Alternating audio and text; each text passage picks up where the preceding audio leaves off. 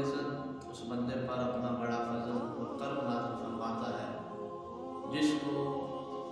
یہ سعادت عطا ہوتی ہے کہ وہ ماہ رمضان مبارک کے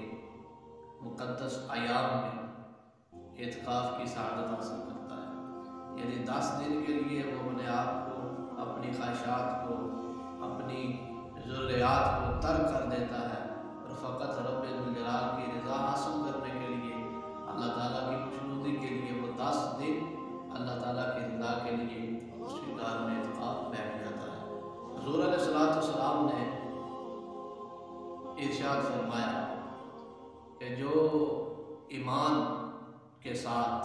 اور ثواب کی نیت سے اعتکاف کرے تو فرمایا رب ذوالجلال اس کے سابقہ گناہوں کو معاف فرما دیتا ہے۔